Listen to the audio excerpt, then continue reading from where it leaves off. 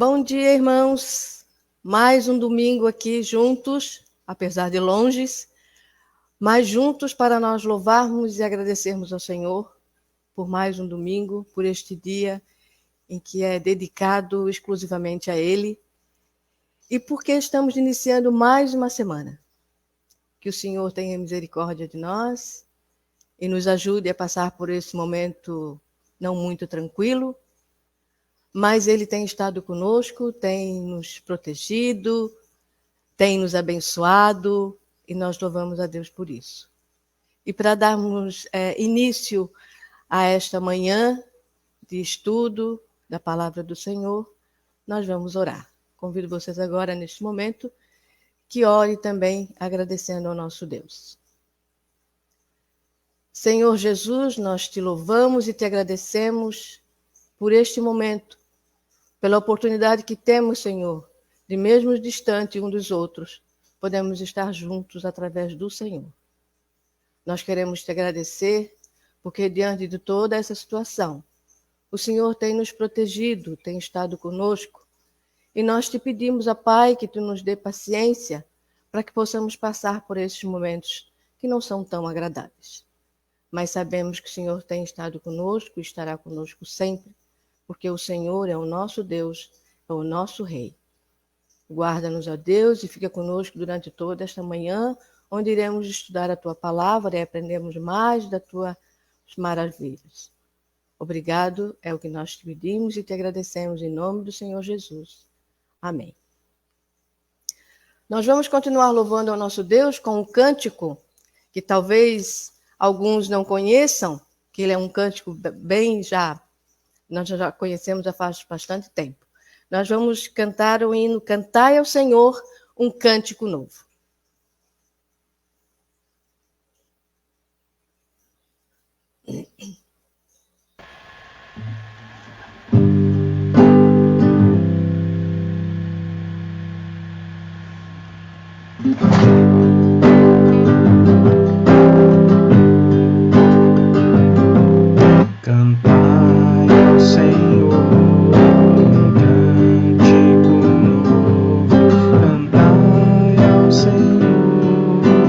Todas as terras cantai.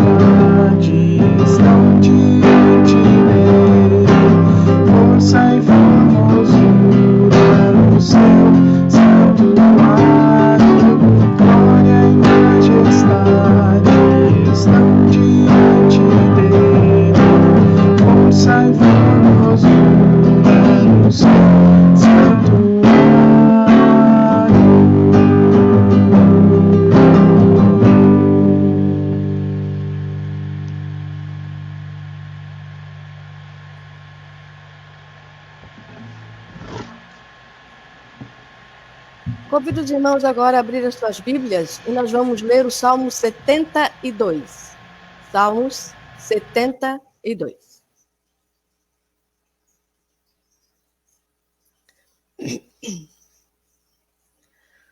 Concede ao rei, ó Deus, os teus juízos e a tua justiça ao filho do rei. Julgue ele com justiça o teu povo e os teus aflitos com equidade. Os montes trarão paz ao povo, também as colinas a trarão com justiça. Julgue ele os aflitos do povo, salve os filhos dos necessitados e esmague ao agressor, o opressor. Ele permanecerá enquanto existir o sol e enquanto durar a lua, através das gerações. Seja ele como chuva que desce sobre a campina ceifada, como aguaceiros que regra a terra. Floresça em seus dias o justo e haja abundância de paz até que cesse de haver lua. Domine ele de mar a mar e desde o rio até os confins da terra. Curvem-se diante dele os habitantes do deserto e os seus inimigos lambam o pó. Paguem-lhe tributos os reis de Tarsis e das ilhas. Os reis de Sabá e de Sebá lhe ofereçam presentes. E todos os reis se prostrem perante ele, todas as nações o sirvam. Porque ele acode aos necessidades que clama, e também ao aflito e ao desvalido. Ele tem piedade do fraco e do necessitado, e salva a alma aos indigentes. Redime a sua alma da opressão e da violência, e precioso lhe é o sangue deles. Viverá e lhe se dará do outro de Sabá, e continuamente se fará por ele oração, e o bendirão todos os dias. Haja na terra abundância de cereais, que ondulem até os cimos dos montes, seja a sua mercê como o Líbano. E das cidades floresçam os habitantes como a erva da terra. Subsista para sempre o seu nome, e prospere enquanto resplandecer o sol.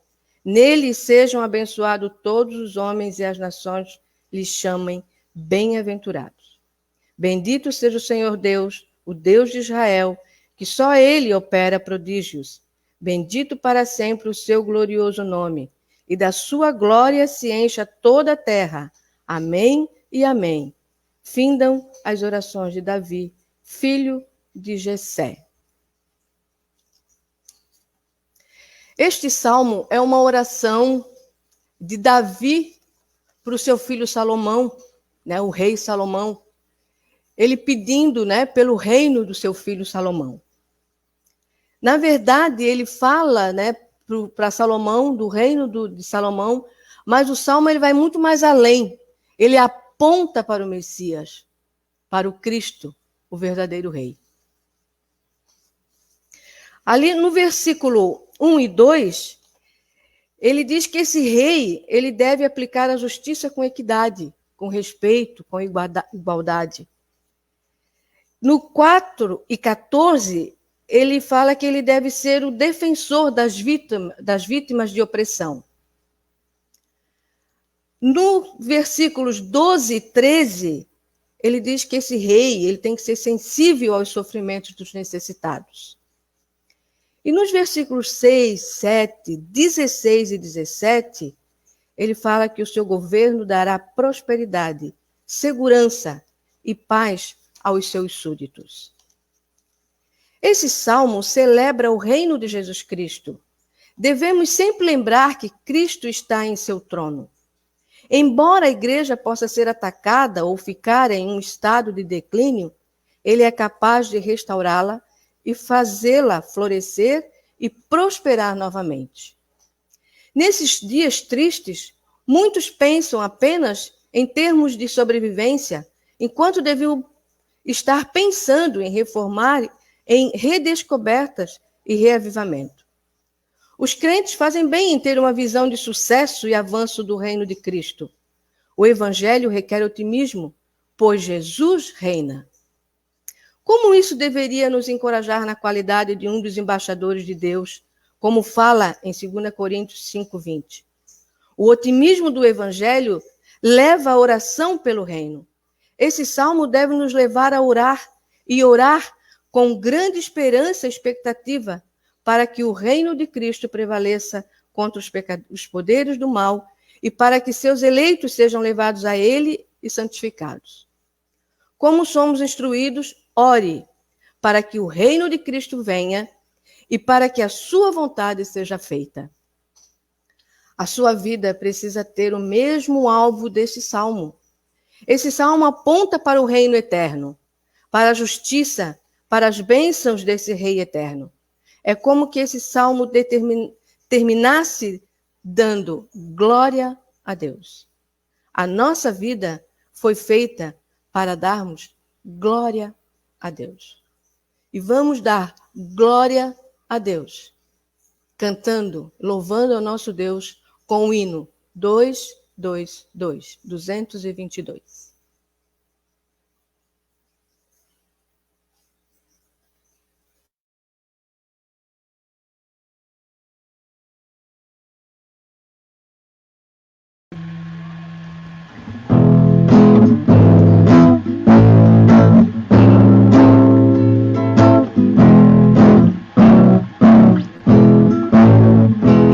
Meu Senhor, sou eu, tua voz ouvi a chamar-me com amor, e contigo sempre desejo estar, ó bendito Salvador, mais perto da tua luz quero estar, ó Salvador.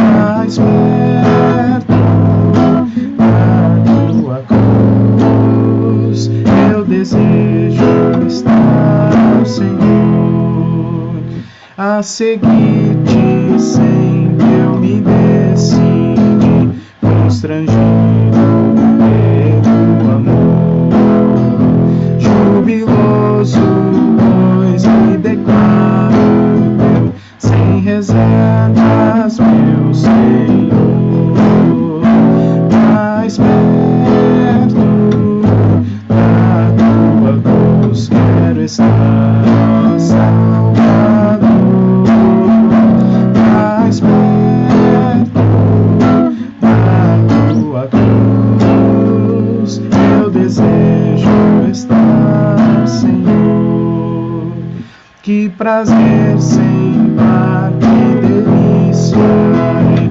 aos teus santos pés me achar, e com viva fé e profundo amor o meu Salvador falar, mais perto da tua cruz quero estar, ó Salvador,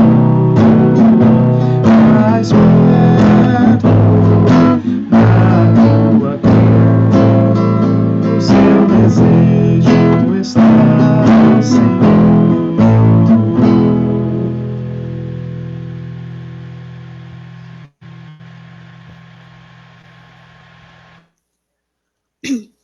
Bom, meus irmãos, nós temos muitas coisas a agradecer ao nosso Deus. Em primeiro lugar, porque estamos aqui, né, juntos, né, louvando a Ele. Mas nós temos também outras alegrias, né, que devemos partilhar uns com os outros. Entre eles, nós tivemos essa semana o aniversário da Marcela, né, a nossa jovem Marcela, filha do nosso irmão Nazildo e Geusa, que ela completou mais um ano no dia 12 de setembro. Temos também a nossa querida irmã Valesca, que completou mais um ano de vida no dia 14, né? Que Deus abençoe a cada uma delas. E temos também aniversários de casamento, né? É uma data muito, mas muito especial, até porque, diante do mundo em que nós estamos vivendo, onde a família eles têm procurado colocar, né, em último lugar, que família não é mais importante, que família não é mais essa estrutura em que nós temos, em que Deus, né, determinou que fosse. mas nós temos ainda casais, né, que estão juntos, estão formando a sua família, já têm a sua família formada, porque é assim que Deus quer. E nós louvamos a Deus por isso, e nós queremos também compartilhar com os irmãos o aniversário de casamento da Priscília e Márcio, que foi no dia 9, do Lopes e da Edileuza, que foi no dia 13, e da Suzy e Flávio, né, que foi no dia 20. Os nossos irmãos queridos, né, que tiveram mais uma data tão especial. Que o nosso bondoso Deus esteja com vocês, fortalecendo as suas famílias, dando sabedoria para cada um de vocês como pais, na educação dos seus filhos. Que o Senhor esteja com cada um de vocês, meus irmãos. Que a igreja, na verdade, é formada de famílias, né? E nós precisamos orar pelas nossas famílias, pelos nossos filhos, para que Deus tenha misericórdia de cada um de nós. Mas nós também queremos, de uma certa forma, louvar também, né? Porque a Bíblia nos fala que nós temos que dar graças em toda e qualquer circunstância. Então nós queremos lembrar, né, pedir para que os irmãos orem, lembrem da nossa irmã Marcele, que está num momento muito especial, né, na sua gravidez, mas ao mesmo tempo um pouquinho delicada. Ela precisa ter um pouco mais de repouso do que uma outra gravidez comum.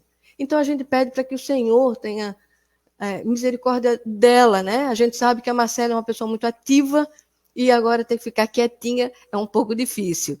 Mas que o Senhor dê a ela paciência e que ela cuide para que a Melissa venha saudável, né? Nós queremos lembrar também do nosso irmão Wagner, continua orando. O Wagner está fazendo alguns exames para ver algumas situações que não estão muito tranquilas na sua vida, na questão de saúde, mas também sabemos que o Senhor está no controle de tudo e nós temos que dar graças a tudo. Então, pedimos para que os irmãos orem pelos nossos irmãos, para todos aqueles que estão se recuperando, né? Que tiveram alguns momentos mais difíceis, mas que já estão se recuperando e que a gente continue orando por cada um deles, né? Que o Senhor tenha misericórdia e que o Senhor estenda a sua preciosa e bondosa mão na vida de cada um deles. E que nós tenhamos um domingo tranquilo, abençoado e dedicado ao nosso Deus. Nós vamos orar, terminando essa parte, né, introdutória, e logo em seguida passaremos a palavra ao nosso pastor, que nos trará mais uma mensagem graciosa do nosso bondoso Deus. Que Deus também tenha misericórdia do nosso pastor e que dê a ele sabedoria e que ele fale exclusivamente sobre a verdade do nosso Deus. Vamos orar então. Bondoso Deus, mais uma vez nós estamos na tua presença e na tua presença queremos já de antemão te agradecer por essa escola dominical, porque nós fazemos, Senhor, é para a tua honra e para a tua glória. Que realmente tudo o que fizermos, falarmos, pensarmos neste dia seja somente para te engrandecer. Guarda-nos, ó Deus, proteja-nos como o Senhor tem feito até aqui, e neste momento nós pedimos pela vida do nosso pastor, para que ele seja um perfeito expositor da tua palavra. É no nome de Jesus que nós pedimos e te agradecemos. Amém. Bom dia, irmãos, a todos, e vamos então à nossa lição desta manhã.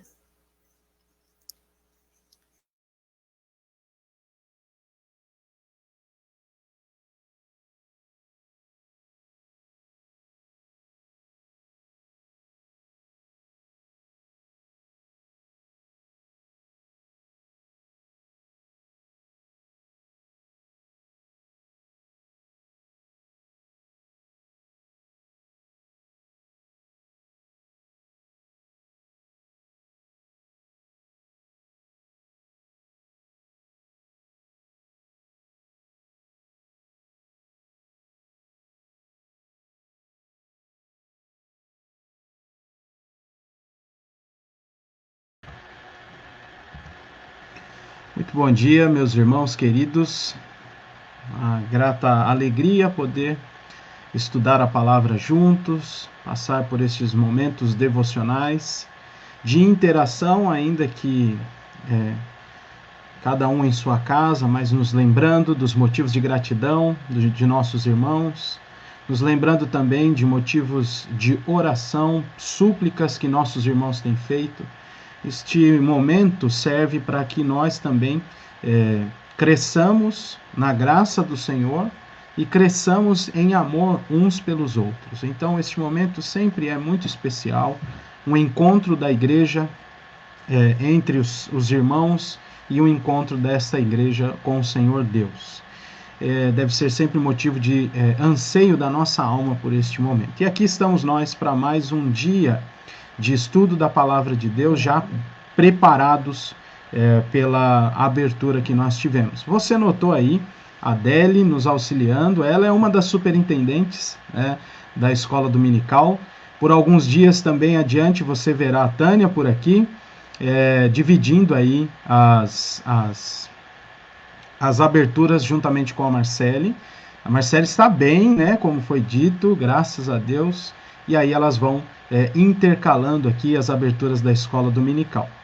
Nosso desejo é que mais adiante nossa escola dominical seja ainda mais interativa. Nós já estamos estudando outras plataformas aqui para que nós consigamos ainda assim nos interagir entre nós, né, assim, de maneira mais ampla. Então, ore por isso também, mas em breve virão outras novidades, além, é claro, das nossas irmãs aqui fazendo as aberturas. Antes de nós começarmos, eu gostaria de chamar os irmãos a uma oração outra vez. Agora é um pedido que chegou agorinha de manhã para nós, de um bebê, ele se chama Vicente, ele é recém-nascido, ele é filho do Gregory e da Renata. Eles são parentes de um presbítero muito conhecido no nosso ambiente presbiteriano, por causa da UPH, José Roberto Albrecht.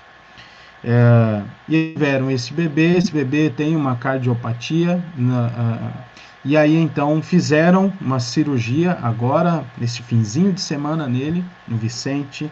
Entretanto, derivou-se aí alguns problemas renais. Os 2 rins pararam e ele está fazendo diálise.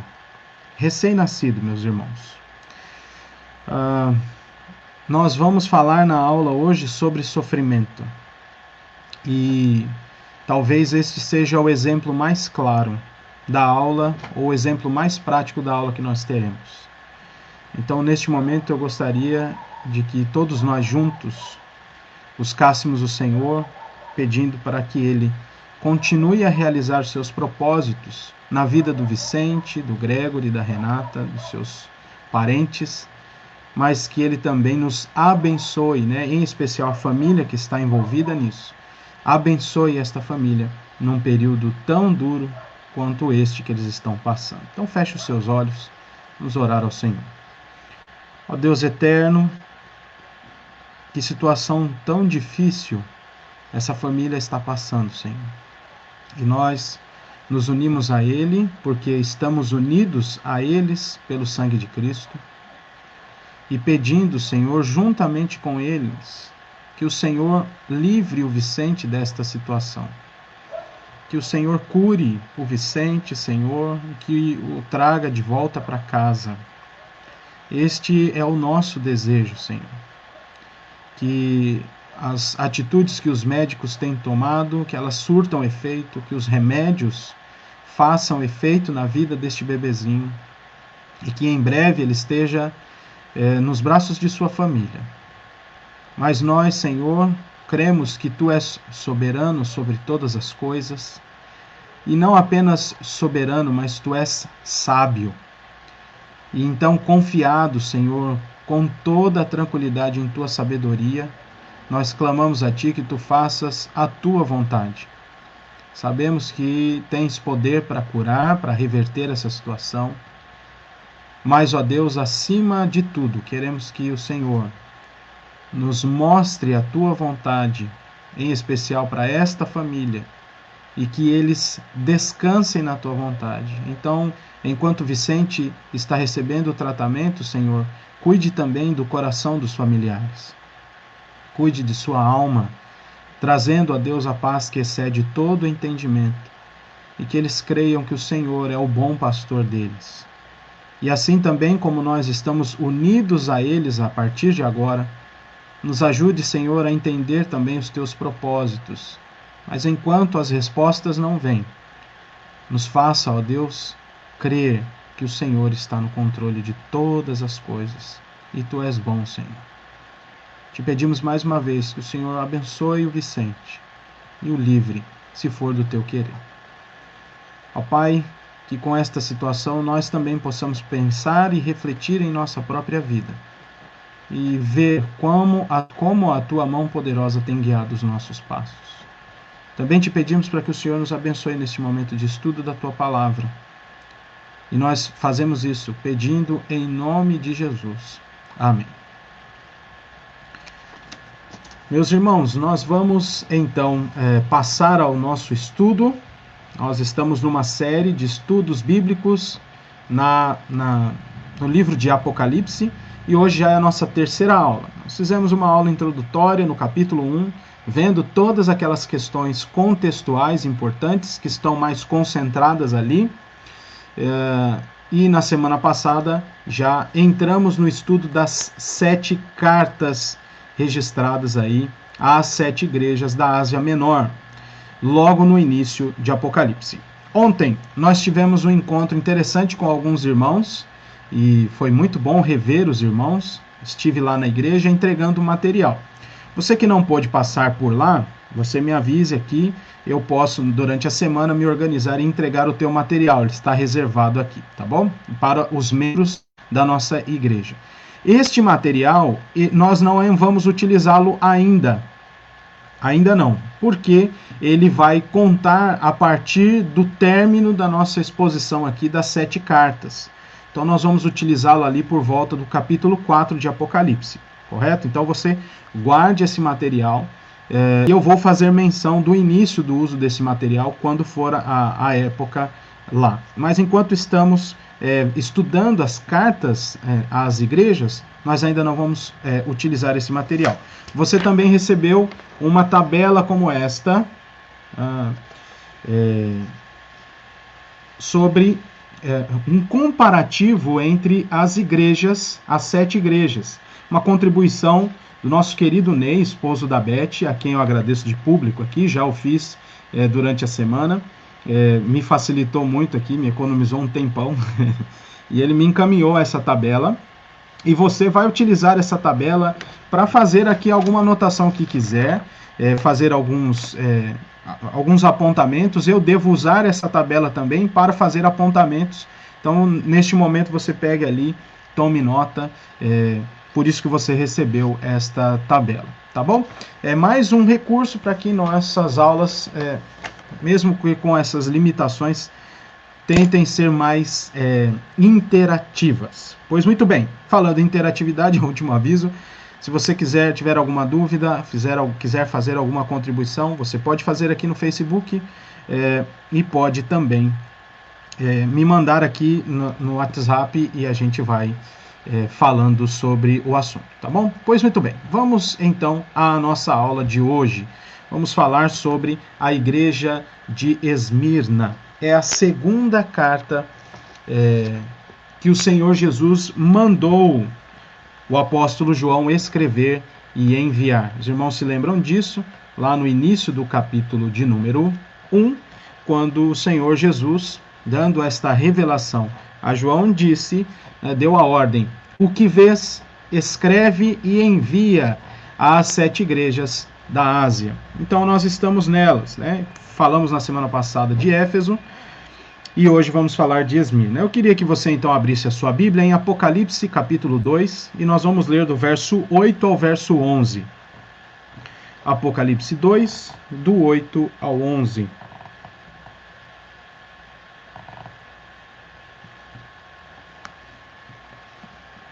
E assim diz a palavra do nosso Deus. Ao anjo da igreja em Esmirna, escreve: estas coisas diz o primeiro e o último, que esteve morto e que tornou a viver.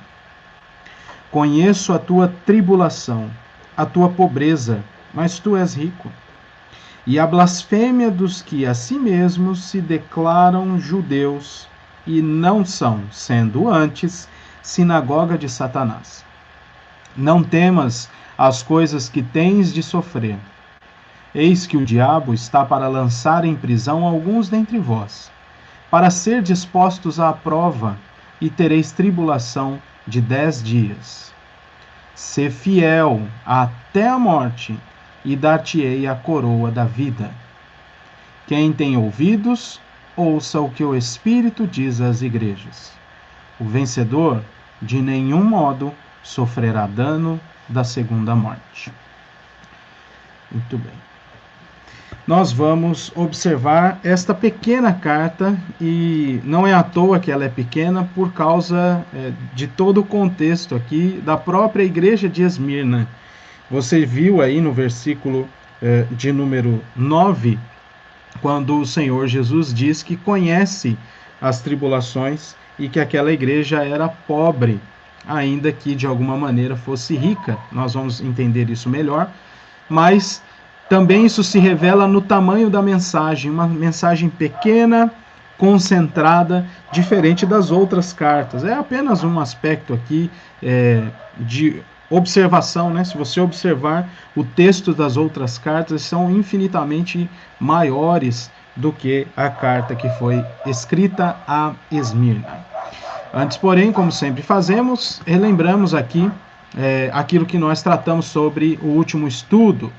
E nós concluímos a aula lembrando que a igreja de Éfeso, que foi a última carta que nós estudamos, possuía boa teologia, fidelidade na sua confissão de fé e experiência acumulada. Porém, perderam-se em sua caminhada, abandonando o amor, que é o vínculo da perfeição. E aí nós fizemos este último apontamento, lembrando que o Senhor é misericordioso e chama seu povo ao arrependimento e à vida nova, garantindo-lhe promessas.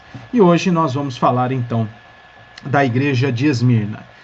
Meus irmãos, é interessante a cidade de Esmirna. Nós vamos falar um pouco mais sobre isso, e a história bem resumida sobre esta cidade e a igreja que ali havia.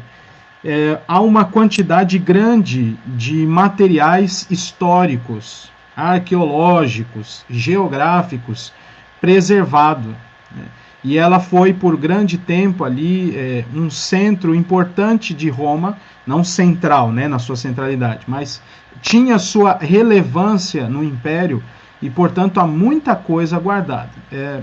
É claro, não é uma aula de história, de geografia aqui. Os meus queridos professores que estão assistindo conosco, vocês me perdoem, tá bom? Me corrijam se for necessário, tá bom? Temos professores da matéria, da cadeira, mesmo porque não é o nosso propósito e há muito material. Então, um pouco aqui e acolá eu estou trazendo algumas imagens da cidade antiga ali de Esmirna, então você vai ver isso ao longo da nossa aula, tá bom?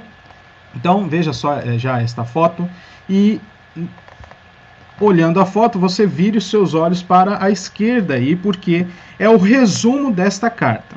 Ela começa com a expressão ao anjo da igreja em Esmirna, e aí eu separei as duas exortações. São duas. Uma no sentido negativo, isto é, que não se deve fazer, e outra no sentido positivo, o que se deve fazer. Bem marcado com aquilo que Deus faz nas suas leis. Então observe. Não temas as coisas que tens de sofrer. E depois, sê fiel até a morte, e dar-te-ei a coroa da vida. Também aí, completando esta exortação, sê fiel até a morte, esta exortação é completada com a promessa de entrega da coroa da vida. E também outra coisa que eu coloquei aqui, o vencedor é uma afirmação do Senhor Jesus àquela igreja por meio do anjo que está ali. O vencedor de nenhum modo sofrerá dano da segunda morte. Então, é apenas um resumo. Nós vamos seguir nessa sequência em todas as cartas. Acho que fica mais visível para você. Se você anota coisas na Bíblia, aproveite para fazer isso, tá bom? Esse é o resumo da carta. Ao anjo da igreja é uma revelação de Jesus Cristo a essas igrejas. por meio do anjo que está ali, nós temos assumido desde o início que é a presença do ministro da igreja, do pastor ali, e é por meio dele que aquela igreja será exortada. Lembrando também, algo que nós já vimos, que esta carta é primeiramente dirigida ao ministro daquela região. Tá? Tudo na segunda pessoa do singular, né? Então ele vai ser direcionado primeiro, essa mensagem, àquele pastor e por meio do pastor àquela igreja. E um outro lembrete, que é o movimento que nós vamos fazer hoje na nossa aula, não apenas àquela igreja. Os irmãos verão, e se já não viram, ou se já viram, vão relembrar, que por mais que estas igrejas existiram e que elas têm a sua localidade geográfica, e que há também, por conta disso, implicações contextuais da mensagem que está sendo direcionada a elas, quando nós as reunimos, estas informações se aplicam a toda a Igreja de Cristo. Num certo sentido, então, o que eu quero dizer com isso é que, no fim das contas, toda a Igreja de Cristo precisa considerar as coisas que foram levantadas aqui a todas as igrejas. Hoje nós vamos abordar isso também, a ideia a realidade do sofrimento na vida do cristão. Não é apenas para a igreja de Esmirna, é para nós. Nós acabamos de orar por uma família cristã que foi salva pelo Senhor Jesus, que está passando por sofrimentos. Então, eu vou reafirmar isso várias vezes. Quando nós completarmos, ou à medida em que nós vamos completando as 7 igrejas, a ideia é que feche uma mensagem só de pontos que precisam ser observados por falhas, de pontos que podem ser mantidos porque estão indo bem, e de exortações à perseverança. Vamos nos lembrar que a ideia de todo o Apocalipse é conforto de Deus para a sua igreja. Pois muito bem, meus irmãos, vamos observar aqui algumas questões acerca da igreja de Esmirna. E você vai observar, então, estas questões que eu coloquei no slide. Assim como Éfeso, Esmirna era uma cidade portuária, ali tudo banhado pelo mar Egeu, bem naquela região ali do mapa que eu mostrei. Hoje tem mais um mapinha aí, mais colorido hoje. Há relatos de que as duas mantinham certa rivalidade, coisas de homens, né? A ideia de grandeza ou de ênfase, ou até mesmo de questões em relação ao governo central do Império Romano. Esmirna era conhecida por sua lealdade a Roma e também por sua beleza. A Igreja de Cristo foi fundada pelo ministério evangelístico de Paulo, e os irmãos veem toda aquela viagem missionária à Ásia Menor. Nesta cidade, preste bem atenção nisso, os cristãos enfrentaram duras perseguições vindas de Roma por causa da adoração ao imperador. Então, diz a história que por volta do ano 25 depois de Cristo, foi construído um templo a César nesta região. E havia também, por parte da cultura, a perseguição aos cristãos da região de Esmirna, porque aquela cidade era extremamente idolátrica, né? Havia aquilo que se chamava coroa de Esmirna. Você vai observar que não é à toa que esta expressão aparece no fim do livro como dizendo a promessa sobre a coroa da vida. É uma referência também por conta daquilo que a cultura considerava como a coroa de Esmirna, um templo, 2 templos a 2 deuses, um deles a deusa Cibele. Então, e aí o Senhor Jesus vai dizer assim, fica tranquilo, tem uma coroa melhor para vocês. Então, perseguições vindas do império, perseguições por causa da cultura e por parte dos judeus que lá habitavam também. Os mesmos motivos daqueles que perseguiram Jesus e o crucificaram. Então, aquelas coisas quanto guarda da lei, aqueles ensinos que eu vou fazer referência adiante, os ensinos judaizantes. Guarda da lei, observação das festas, circuncisão, Jesus não era o Messias, todas estas informações estão fazendo menção ou compunham, né, as motivações para a perseguição dos cristãos em Esmirna. Então veja, tem questão do governo, tem questão cultural, e como isso se aplica às igrejas de todo o universo, em especial aqui no Brasil também. Há testemunhos na história, meus irmãos, aí a última parte do slide, acerca da fidelidade que a igreja de Esmirna tinha ao Senhor Jesus. E quando eu digo de testemunhos da história, há registros assim maravilhosos e com grande quantidade que fazem menção dessa igreja aí em Esmirna. O exemplo talvez mais conhecido, e eu vou mencioná-lo adiante, é o do seu pastor, né? Policarpo de Esmirna. Aqueles que já estudaram história, que gostam, ou estudaram filosofia em algum momento, vão se lembrar deste homem, Policarpo de Esmirna. Daqui a pouquinho eu falo dele. Tem bastante coisa já, inclusive publicada, os irmãos podem achar por aí, mas daqui a pouquinho a gente fala mais. Então eu trouxe algumas imagens. Veja o mapa à esquerda, todo este mar, e bem aproximado ali, indo para a direita, já na costa, nessa parte meio avermelhada que você vê aí, esta costa do mar Egeu, e onde ficavam onde fica a antiga Ásia Menor, onde estão as 7 igrejas, e hoje é a atual Turquia, tá bom? Então, essa é uma questão. Agora, ao centro, você vê uma imagem de um fator histórico, arqueológico, seja lá o que for. Não é arqueológico em si, porque ele não foi desenterrado, assim, não foi escavado, pesquisado, já estava lá, está sendo preservado, que é a fonte de Esmirna, e também alguns pilares aí históricos da própria cidade. Apenas para informação. Uma aula mais informativa também nós estamos buscando aqui. Pois bem, avançando, algumas coisas sobre a carta, tá bom? Então, volte os seus olhos agora para o capítulo de número 2, a partir do verso 8. Eu vou destacar aqui algumas coisas importantes dessa carta. A primeira delas é a pessoalidade da carta. Esta carta mantém toda aquela estrutura de relacionamento de Deus para com o seu povo. Nossa vida diante de Deus é relacional. Deus nos criou para essa vida relacional. As outras religiões não têm este ponto marcante como essencial na sua religião. Sempre há algo que está desconexo, o homem do divino, e é preciso de algo para intermediá-los. Deus não criou assim. Estas religiões, elas mentem para os homens ou distorcem a verdade que Deus criou, que é para que ele se relacione com o homem. Foi para isso que ele criou também, para demonstrar a sua glória, mas nessa esfera de relacionamento. Então a carta tem esta marca de pessoalidade.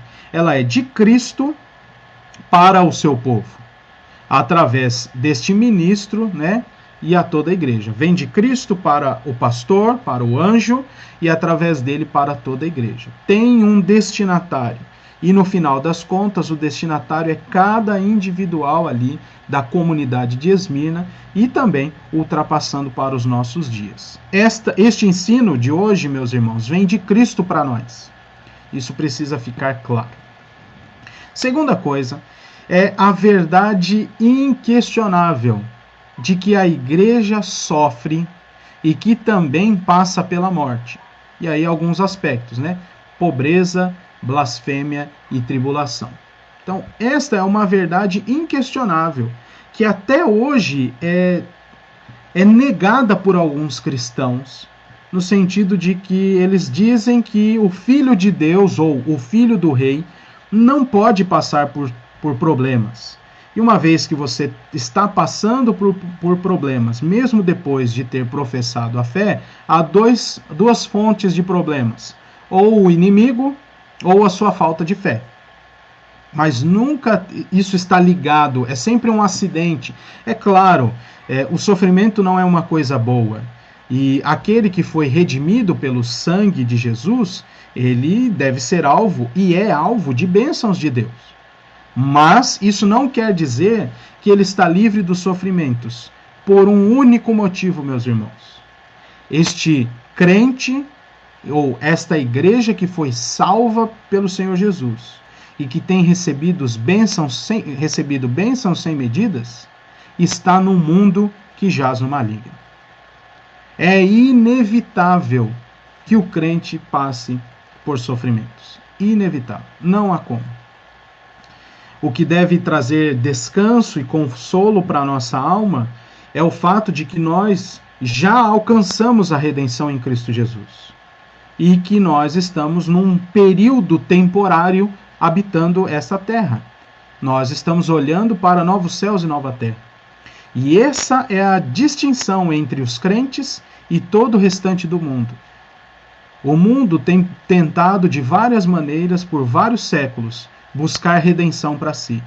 Novelas mostram isso, filmes mostram isso, livros ganham suas prateleiras nas livrarias mostrando tentativas de redenção, ou como autoajuda, ou como um ponto de vista libertador, né? Ou a quebra de padrões na tentativa de se libertar de algo, de se ver livre de alguma coisa que você já falhou. Essa é a realidade, e talvez mais ampla em nossos dias. Mas não podemos cair neste engano. O crente inevitavelmente passará por sofrimentos, muitas vezes nem motivados por ele próprio, mas por causa do ambiente em que ele está, o mundo que jaz no maligno. Isso precisa ficar bem claro, e eu quis adiantar estas coisas para que nós então já saíssemos com isso claro diante de nós.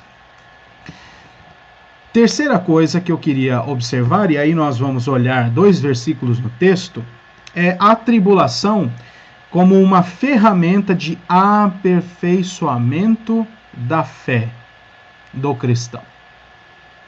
De novo, a tribulação, meus irmãos, é uma ferramenta de aperfeiçoamento da fé do cristão. Até isso o Senhor Deus torna o mal em bem para o seu povo.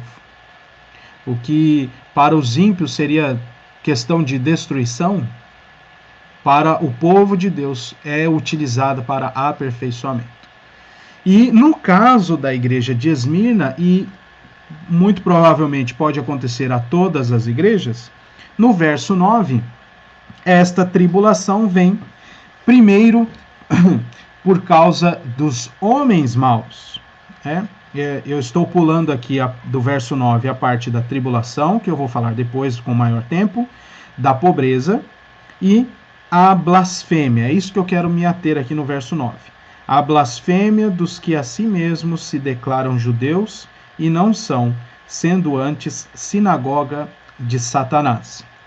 Então, é uma ferramenta de aperfeiçoamento? Sim, e ela pode vir por que vias? Uma das possíveis são por meio dos próprios homens. Os homens podem causar mal, e os homens podem ser esta ferramenta de tribulação.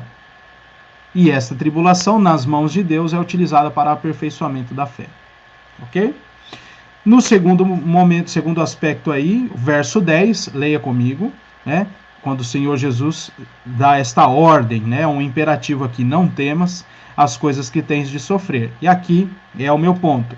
Eis que o diabo está para lançar em prisão alguns dentre vós, para ser dispostos à prova, e tereis tribulação de 10 dias. Então, num primeiro momento, nós vimos aqui o destaque destes homens maus sendo esta ferramenta para atribular o cristão. E num segundo momento, o próprio Satanás, o próprio diabo também pode vir diretamente, utilizando suas hostes ou não, ser aí momentos para a tribulação do crente, que esta tribulação, vou falar de novo, esta tribulação nas mãos do Senhor será tornada como uma ferramenta de aperfeiçoamento da fé. Tá bom? Então, nos lembremos destas coisas. Avançando aqui para mais um aspecto, há 2 exortações na carta. Então, agora eu queria que você pegasse a sua tabela bom? Se você está com ela aí. E olhando em Esmirna, você vai ver aí o destinatário na primeira linha, né? Nós já vimos isso, ao anjo da igreja. A apresentação ou a autorrevelação de Jesus Cristo, é aquele que esteve morto e que reviveu. Depois nós vamos falar disso. Uma observação, um apontamento sobre a boa caminhada desta igreja, né? É uma igreja que é perseverante, que é fiel, e também esta questão das ameaças e as exortações. E eu separei as exortações, você pode anotar aí na sua tabela, tá bom? Se você quiser. Ou anotar nas escrituras, fazer o que quiser, mas preste atenção. Há 2 exortações nesta carta a Esmirna. 2. A primeira delas as 2 estão no verso de número 10, certo? 2. A primeira, não temas. Essa é a primeira exortação. O Senhor ordena, dá esta ordem, né, este imperativo ao seu povo. Não temas as coisas que tens de sofrer. E a segunda exortação está mais no finzinho do verso 10. Ser fiel até a morte. Meus irmãos, preste atenção em como o Senhor está ensinando o seu povo e ensinando a nós também. Como eu disse há pouco tempo, ali em um dos tópicos, é uma realidade que o crente passará por sofrimentos. E qual deve ser a postura deste cristão em meio ao sofrimento? 2 coisas. Primeira delas, não temer, porque ele não está só. Ele está aos cuidados do seu bom pastor. Então, a primeira coisa em meio aos sofrimentos é não temer, porque Deus está conosco. A segunda coisa, que é ser fiel até o fim. Não sabemos o tempo da nossa tribulação. Não sabemos. Às vezes ela pode durar um dia. Ela pode durar uma passagem de fila em algum lugar, né? Ainda que nós estejamos em um período de saúde no nosso país, isso não acabou com as filas, né? Pelo contrário, aumentou as filas. Mas digamos que seja um tempo de tribulação de uma fila. 2 coisas nós precisamos lembrar e fazer. A primeira delas é não temer. Deus está conosco. Você crê nisso? É preciso crer. Deus está conosco o tempo todo. Não tema. Segunda coisa, do ponto A ao ponto B, né, do início ao fim dessa tribulação, ser fiel. Ser fiel ao Senhor até o fim. Como a tribulação vem para aperfeiçoar a nossa fé, é necessário que nós estejamos em vigilância e nos mantendo fiéis ao nosso Deus. Ainda que essa tribulação lance diante de nós ciladas, utilizando aqui a linguagem de Davi no Salmo, né, laços, né, de morte. Os salmos de romagem falam dos laços do passarinheiro, né, aquelas arapucas. Ainda que essas coisas aconteçam, nós precisamos nos manter fiéis, irmãos, até o fim. Até o fim. 2 posturas, 2 exortações que o Senhor Deus chama o seu povo a lembrar disso, né, para que nós não caiamos em tentação. É claro, eu preciso fazer um alerta. O único que conseguiu ir até o fim, ser fiel até a morte, e morte de cruz, foi o Senhor Jesus Cristo. Mas como estamos unidos a Ele, nós podemos seguir seus passos e observar a sua obediência ao Pai e imitá-la, né? Sede, pois, imitadores de Deus como filhos amados, diz Paulo, iniciando o capítulo 5 de Efésios. E nós, então, precisamos ser também fiéis até o fim. No caso aqui da carta a Esmirna, até a morte. E há uma promessa, né? Há uma promessa, 2 promessas, na verdade, de receber a coroa da vida. Preste atenção aí. Há 2 promessas, então. o vencedor, né, receberá do Senhor a coroa da vida e não sofrerá o dano da segunda morte. Certo? Isso está no finzinho do verso 10 e está no verso de número 11. Duas promessas. Receberá do Senhor a coroa da vida, não sofrerá o dano da segunda morte. Nós vamos entender essas duas coisas, mais a segunda morte, um pouquinho daqui a pouco, mas sobre a coroa da vida eu já quero dizer aqui. Leia o texto e veja que está escrito que será dada a coroa da vida àquele que for fiel até a morte. Não quer dizer com isso que a fidelidade é um mérito para alcançar a coroa. Não é isso. A salvação não é por obras. Eu vou enfatizar isso, que pode deixar a entender em algum momento. É um presente, é uma dádiva. Então, aquele que foi fiel até o fim receberá a sua coroa. É simples assim. A oportunidade de alcançar essa coroa foi conquistada por Cristo na cruz. Ela será apenas entregue, porque conquistada já foi por Cristo. E aqueles que vão até o fim receberão esta coroa. Que fique bem claro aí, como um esportista grego, né, chegava ao final ali, recebia, ok, naquele ambiente tem a questão do mérito, ele partiu, ele ultrapassou ali os seus competidores junto com ele, né, mas chegou ao fim, então por isso recebeu a coroa. Não é assim na vida cristã. A coroa já foi conquistada e ela será entregue inevitavelmente, tá bom? Você querendo ou não, você vai receber uma coroa. Seja fiel até a morte. Mais algum aspecto, é o último aqui. Isso é muito bonito. Até aqui são coisas maravilhosas, mas eu deixei essa para o fim porque é uma das coisas mais bonitas. Nós temos nessa carta a lembrança da estrutura do ensino divino ao seu povo. Deus, por meio de Cristo, Cristo por meio do Espírito. O Deus Trino é quem ensina o seu povo. E isso fica claro nos ensinos de Jesus Cristo, quando ele diz: eu não vim falar as coisas de mim mesmo, mas vim falar daquilo que ouvi do Pai, e eu vou entregar. Mais adiante ele fala assim: eu vou para o Pai, mas não vou deixar vocês sós.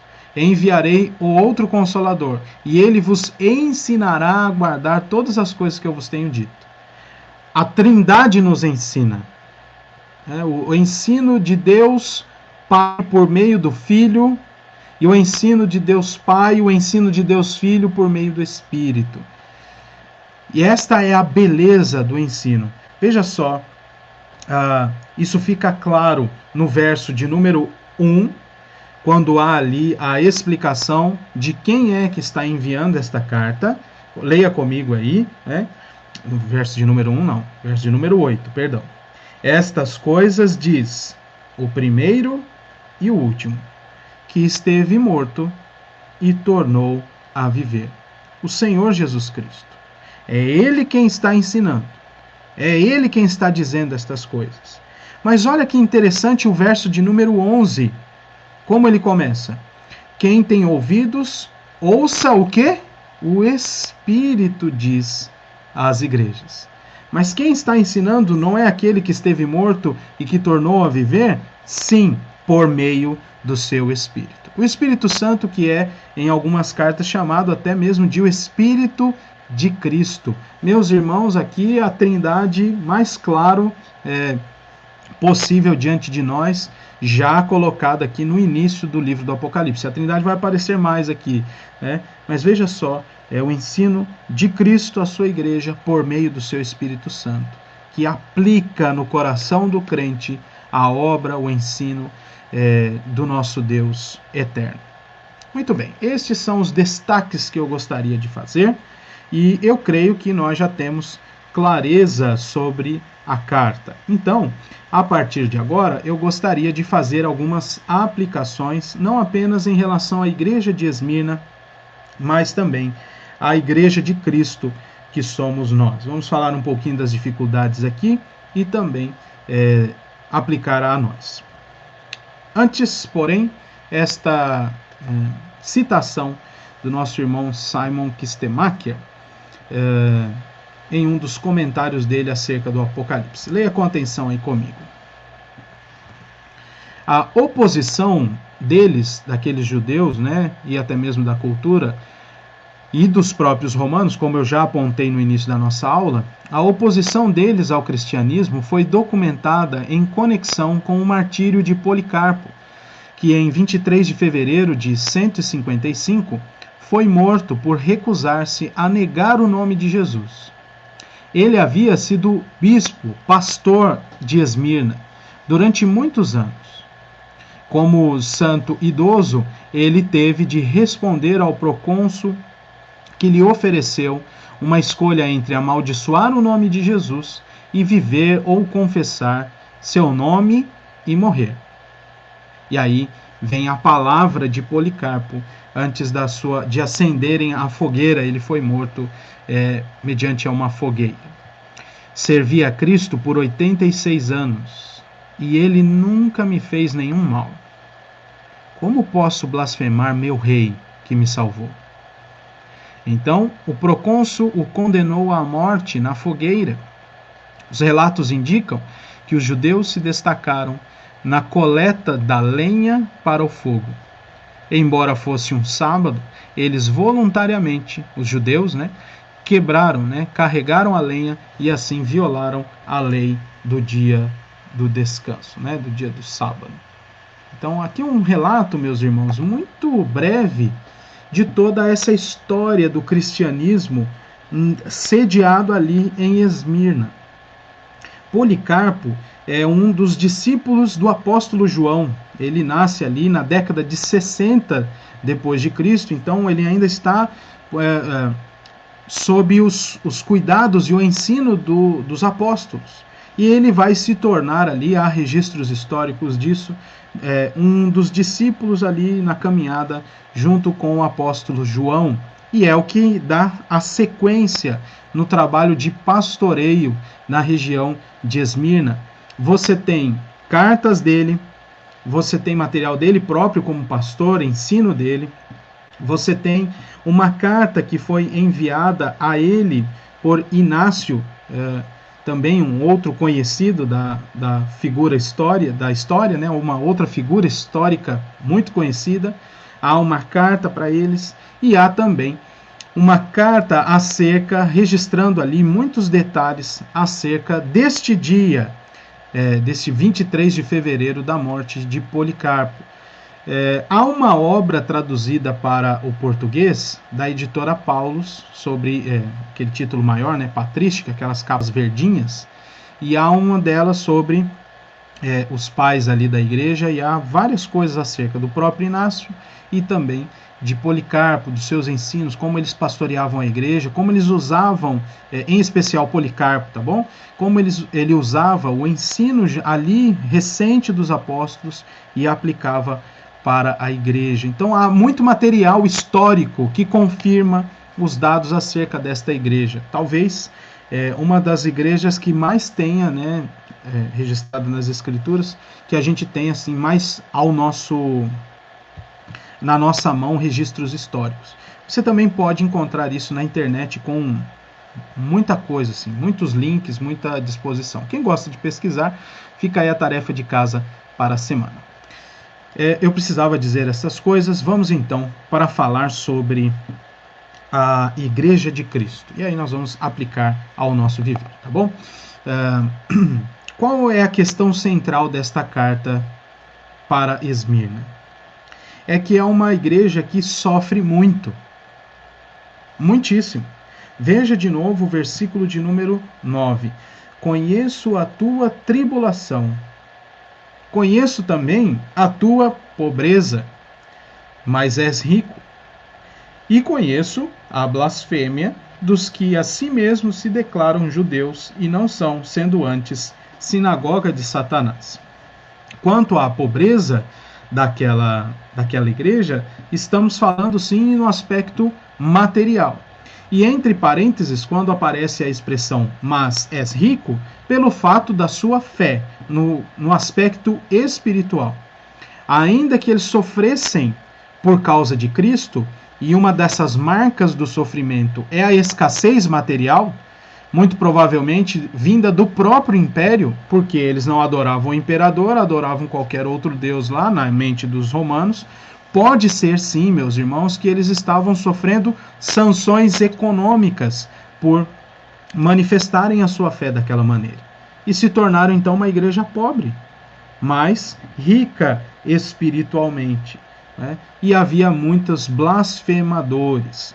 E agora, depois de ter falado brevemente sobre esta pobreza, a tribulação nós vamos falar também, mas eu queria falar um pouco da blasfêmia, né? As blasfêmias ao longo da história. Daquela época, como está destacado, a mais consistente era as blasfêmias acerca de Cristo vindas do próprio judeus, né? Dos próprios judeus. Aquele ensino que foi conhecido como o ensino judaizante, né? De retorno à lei mosaica. Olha, isso aí é antigo. Os apóstolos tiveram que lidar com isso lá em Atos. E os irmãos depois leiam um pouquinho ali, Atos capítulo 15. É um resumo, talvez, de toda essa tensão entre judeus e os cristãos após a ascensão de Cristo aos céus, né? Já no tempo da igreja cristã. Isso vale a pena também ler Atos capítulo 15. Este ensino de volta à guarda da lei de Moisés, que no fim das contas não era apenas uma questão de usos e costumes, mas apontava para o fato de que o sacrifício de Cristo não era suficiente para salvar alguém. Esta é a questão.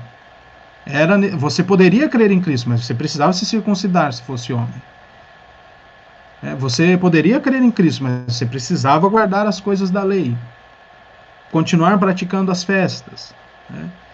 E é interessante como isso é mais forte na época em que essa carta foi escrita, mas como há um ambiente na igreja cristã, podemos assim dizer, né, que é uma grande incongruência, né, da igreja evangélica, por assim dizer, dessa tentativa de voltar às práticas do Antigo Testamento. E isso precisa ser condenado por nós. Daí, talvez, o nosso ponto de maior tensão com o movimento neopentecostal. Pelo fato de eles tentarem remontar o Antigo Testamento. Colocar réplicas de utensílios do templo, guardarem as festas. Não é apenas questão de usos e costumes, ou uma tentativa legítima de se aproximar mais do povo de Deus. Não é isso. A mensagem que está sendo mostrada e que procede do coração deles, e que eles talvez estejam sendo enganados, é que o Cristo não é suficiente. O sacrifício de Cristo não foi suficiente para realizar as obras e para consumar os símbolos, as imagens, as sombras do Antigo Testamento. Isso é o de mais grave, né? Mas era algo também mais intenso na época que esta carta foi escrita. Qual é, assim, algumas blasfêmias do tempo posterior? Logo após este período, nos primeiros anos, sim, nos primeiros séculos da igreja, houve várias disputas, né? Falso ensino sobre Jesus, no sentido de afirmar que ele não era divino, ou que ele era apenas divino, um espírito, e que ele não encarnou. Essas disputas que ocorreram dentro da igreja são blasfêmias acerca de Cristo, né? Como poderia, por exemplo, o divino tocar o humano, né? Se relacionar, assumir uma matéria que já trazia lá a ideia lá da filosofia anterior como sendo a matéria má. E quais seriam aí as blasfêmias do nosso tempo, da época do contemporâneo aqui, né? Estou dizendo da nossa época. Poderia se chamar outra coisa? Pós-verdade, pós-modernidade, hipermodernismo, modernismo líquido. seja lá o que você quiser chamar, mas eu vou chamar só de contemporâneo. Quais são as blasfêmias acerca dos cristãos e do nosso Cristo neste tempo? Jesus, por exemplo, é retratado como um homem comunista, em alguns âmbitos. Em outros, como um grande socialista, um socialista de sucesso, e é por isso que a igreja também deveria pensar o socialismo. Mas há um fator determinante entre a tentativa de socialismo mundana e do suposto socialismo bíblico, é porque no socialismo bíblico, por assim dizer, guardadas as devidas proporções e cometendo os erros conceituais todos aqui, a ideia é que não vinha de uma cabeça humana central, mas vinha da revelação do próprio Deus. José foi talvez um governo central que distribuiu com equidade, por exemplo, questões materiais, né? E fez ali aquele povo crescer. Mas ele tinha revelação divina para isso. Os outros homens não têm. A ideia, então, de Jesus como socialista abordou, por exemplo, um fator interessante na história, triste, mas interessante, como a teologia da libertação, né? Libertar os oprimidos do Estado. Também a que mais vem para o nosso lado aqui, a teologia da missão integral. São questões, estou sim categorizando como blasfêmias, com toda tranquilidade. A busca pelo Jesus histórico, isso começou mais ali no início do século, na virada do 19 para o 20, lá na Alemanha, e abordou muitas coisas e continua tocando as igrejas por aí, né? Um Jesus conivente. Então, você não precisa mudar de vida, você apenas crê em Jesus, você está salvo. Não é isso que diz a Bíblia? Não precisa mudar de vida, né? Então ele continua sendo conivente. Um Jesus engajado na cultura, no sentido de você precisa então contextualizar a mensagem do Evangelho de maneira extrapolada e diminuir então a mensagem sobre Cristo. São todos problemas, irmãos, do nosso tempo. São blasfêmias. E que quando isso é ensinado longe da igreja, a gente fica tranquilo, acha ruim, torce o nariz e fica tranquilo. Mas quando essas pessoas que estão influenciadas por esse tipo de ensino veem que a igreja fiel às Escrituras anuncia outra coisa, e muitas vezes contra o ensino deles, aí é que os embates começarão, as perseguições começarão. E será que nós estamos prontos? Ou será que muito da igreja cristã, vamos falar aqui do Brasil, não está assim, até com medo desses embates? É preciso pensar nisso, porque estes assuntos estão passando por aí. E quando um cristão fiel ao Senhor, fiel às Escrituras se posiciona, pensa no barulho que dá. Mas eu e você somos chamados a fazer estas duas coisas que estão no verso 10 aí da sua Bíblia, e que os nossos irmãos de Esmirna também foram, e talvez o exemplo mais claro que nós temos na história foi Policarpo. Ele seguiu isso até o fim. Primeira coisa, não tema. Não tema em ser um fiel cristão às Escrituras, ou um cristão fiel às Escrituras. Não tema se tiver que sofrer, porque a tribulação serve para aperfeiçoamento da fé. É isso que está dizendo o verso 10. Segunda coisa, seja fiel até a morte. No nosso país, os cristãos ainda não são levados à morte. Mas pode ser que eu e você percamos emprego, né? Percamos amigos, parentes, e o Senhor vai suprir. Fique tranquilo. Nós servimos ao Deus da providência. Não vai faltar nada. Nós precisamos nos encorajar, meus irmãos, com o ensino das Escrituras, mesmo sabendo que nós passaremos por sofrimento. Mas até mesmo o sofrimento na vida do cristão é para benefício dele, para aperfeiçoamento da fé, como preparação para encontrarmos com o nosso bendito Cristo. Não temas as coisas que tens de sofrer. Seja fiel até a morte. E há promessas para nós. nós receberemos a coroa da vida. O vencedor de nenhum modo passará pelo dano da segunda morte. Então, estas coisas eu gostaria de observar aqui, em especial também aí, que eu não citei, né? Você já deve ter lido. Outra blasfêmia é o Evangelho da Prosperidade, e esse sim aborda mais essa questão do sofrimento, que um cristão verdadeiro não pode ser pobre, não pode passar por problemas. Esta é uma grande mentira, não é isso que as Escrituras ensinam. Os sofrimentos são aspectos fundamentais do cristianismo. Sabe por quê? Porque o mundo nos odeia.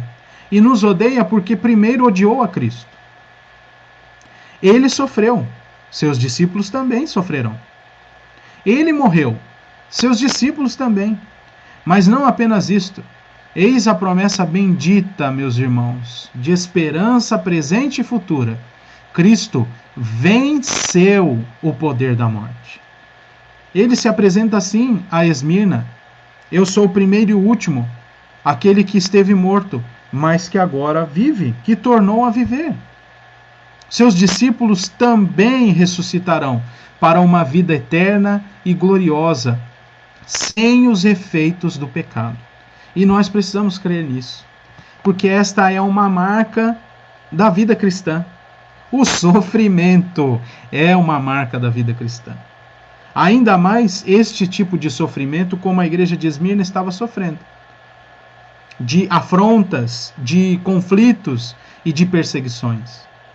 Porque esta é uma característica dos discípulos de Cristo. Cristo sofreu, Cristo foi odiado, nós também seremos. Ele sofreu, nós sofreremos. Ele morreu, nós morreremos. Ele ressuscitou, nós ressuscitaremos. E esta nossa ressurreição, como diz o tema central da nossa série, breve virá, porque o Senhor Jesus em breve virá. Não passaremos pelo dano da segunda morte. Veja aí o versículo de número 11. E antes de ler esses textos que eu coloquei aqui, que amparam essas coisas que eu estou dizendo, eu gostaria que você folheasse a sua Bíblia até o capítulo de número 20 de Apocalipse, para que você veja claramente aí mesmo neste livro acerca do que significa a segunda morte.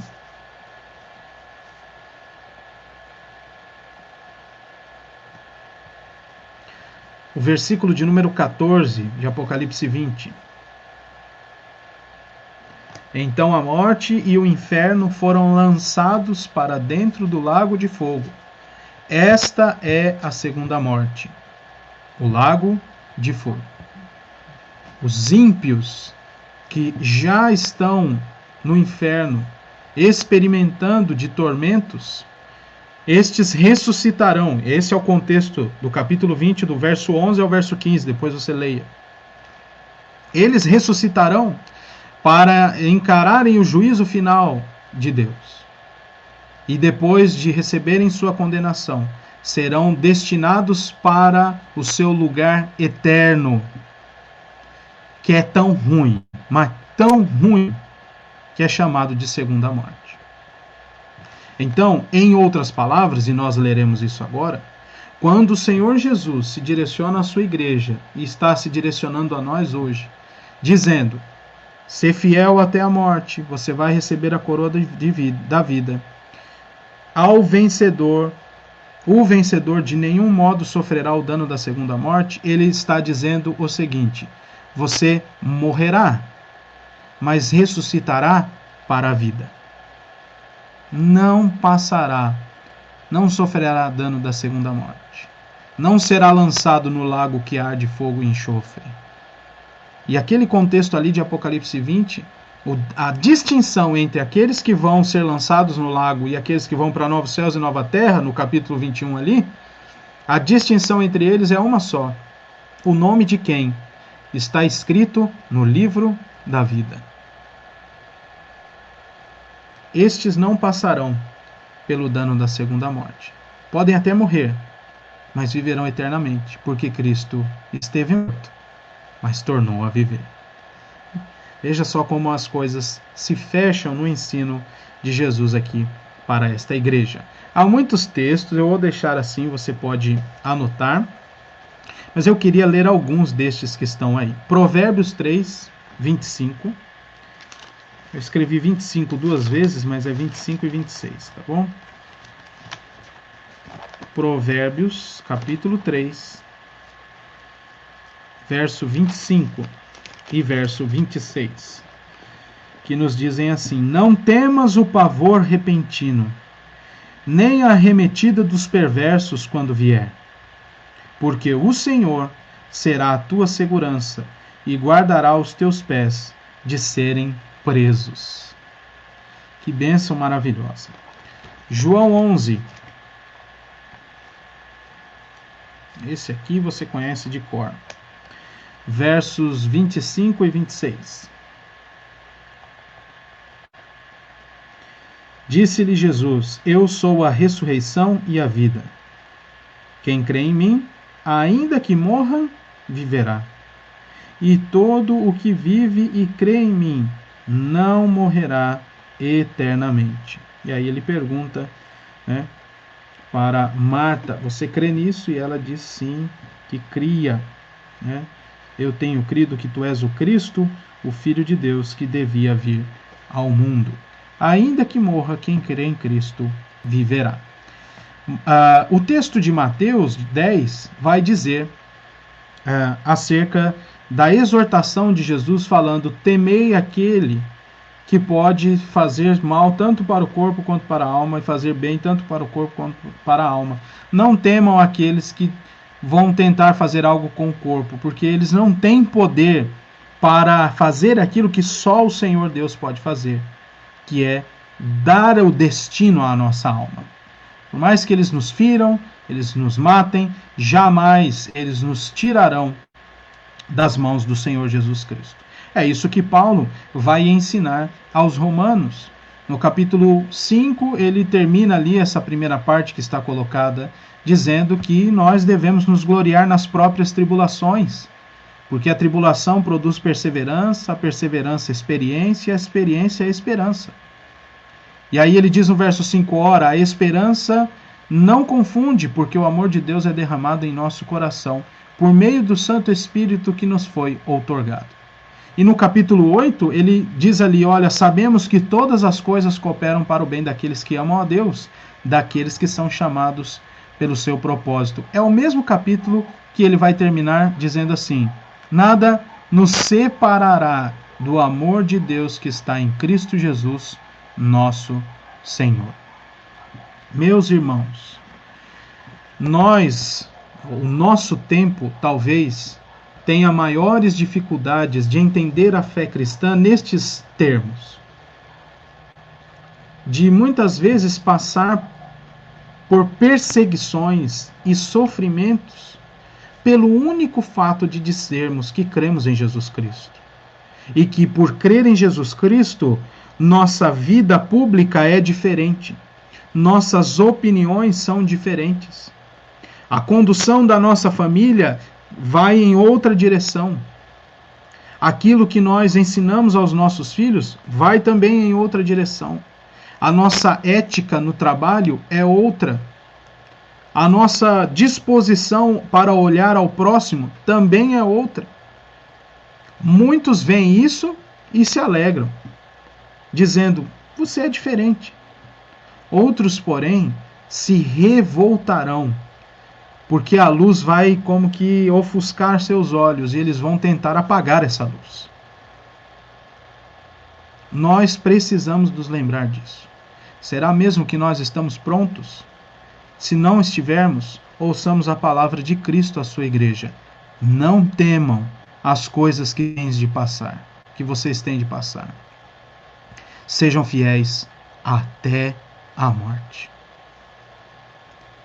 O sofrimento é inevitável. É uma característica do cristão. As perseguições devem ser mais evidentes. Mas como saber se muitos dos cristãos estão perdidos em discussões mundanas por aí? E aqui eu não estou falando de conversa torpe, não. discussões mundanas, usando palavras mundanas, usando pensamento mundano sobre dinheiro, sobre política, sobre família. Nós precisamos nos voltar às Escrituras. E hoje eu e você somos chamados a sermos fiéis até a morte. E se isso acarretar em sofrimento para nós, nós somos chamados hoje a não temer as coisas que temos de passar. Porque estas coisas servirão para aperfeiçoamento da nossa fé. Há duas promessas, meus irmãos. Receber a coroa da vida das mãos do nosso Senhor e não passar o dano da segunda morte. Eu quero isso, ainda que eu tenha que sofrer outros danos. Mas há um dano terrível, pelo qual o fiel ao Senhor não passará. Chegamos ao final, meus queridos, da nossa aula de hoje, observando o seguinte: enfrentar injustiças, sendo inocente, e dificuldades financeiras, sendo um trabalhador honrado, veja só o arroz e o óleo, negócio como está feio, são dificuldades que todos os crentes estão sujeitos a enfrentar. Portanto, se você está vivendo algumas dessas coisas, faça como Cristo exorta os irmãos de Esmirna a fazerem e resista, porque a recompensa de Jesus é garantida a todos os que perseverarem até o fim. E que Deus assim nos abençoe, meus irmãos. Nosso Rei em breve virá, e enquanto Ele não vem, nós devemos viver fiéis a este Cristo vitorioso, a este Cristo que é Rei sobre toda a terra. Vamos orar? Ó Deus amado, te louvamos pela tua palavra, porque o Senhor tem cuidado de nós, demonstrado este cuidado, nos ensinando, Senhor, e te louvamos por isso. Te pedimos que o Senhor nos abençoe, nos fortaleça. Te pedimos, Senhor, que tu abras os nossos olhos de maneira espiritual, para que vejamos os perigos a que estamos passando e que assim mudemos, ó Deus, o rumo das nossas vidas, que seja aproximado, ó Pai, cada vez mais da verdade da tua palavra. É certo, nós sabemos que quando fizermos isso, chamaremos a atenção, porque o Senhor nos fez como luz do mundo. Não tem como esconder a luz. Não tem como esconder uma cidade edificada no monte. Foi isso que o Senhor ensinou. E nós precisamos nos lembrar disso. E ao chamar a atenção, por muitas vezes nós seremos perseguidos, sofreremos, mas cremos que o Senhor está conosco. Então, ó Deus, que com estas exortações de hoje e as promessas garantidas por Cristo, nós sejamos motivados a ter um viver mais fiel à tua palavra, independente daquilo que os homens não acham de nós e queiram fazer contra nós. Tu estás conosco. Tu vencestes o poder da morte, Senhor, que é o pior e mais terrível de todos. Cremos que contigo nós também venceremos. Em nome de Jesus nós oramos, pedindo o teu retorno, Senhor. Amém. Meus irmãos, nós chegamos ao final da nossa escola dominical, fazendo menção aqui que hoje, terceiro domingo de setembro, é, na nossa denominação, comemorado o dia da escola dominical. Os irmãos aí do nosso grupo, da igreja, receberam esta lembrança, né? A nossa irmã Tânia colocou ali. Então, leia, tem um histórico bem interessante do início das escolas dominicais, e hoje nós comemoramos o dia desta ferramenta tão maravilhosa e ampla de estudo da palavra de Deus. Hoje à noite pregará na nossa igreja o seminarista Rafael Sagaz, e eu estarei na congregação de Indaial, pregarei lá. O culto também começa às 18 horas, tá bom? Então, convide as pessoas, participe. E um último aviso, aproveitar que ainda está todo mundo aí, não sai não. Nós, como já disse, nós estamos procurando outras ferramentas para melhorar a nossa interatividade, e nós também vamos iniciar lentamente uma transição das nossas transmissões para o YouTube. Ainda não vamos fazer, tá bom? Mas vamos começar. Então eu peço aos irmãos, por favor, que vão até o nosso canal lá do YouTube, olha eu falando isso, meu pai do céu, que tempo que nós estamos vivendo. Se inscrevam lá no canal, né? Faz lá o que tem para fazer, eu não sei, os jovens sabem, é o tal do negócio de curtir lá, ativa o sino lá, de notificação, igual você fez aí. Já deixa isso pronto para quando a gente for utilizar, você já esteja configurado, tá bom? Nós vamos começar a migrar as coisas lá para o YouTube, e já tem bastante coisa, tudo que nós estamos fazendo aqui eu coloco lá, né? Inclusive essa escola dominical vai para lá daqui a pouco. Então faça isso, convide pessoas, peça para as outras pessoas também entrarem, use também essa ferramenta para evangelização e para crescimento de outros irmãos. Um bom domingo a todos e que Deus assim nos abençoe.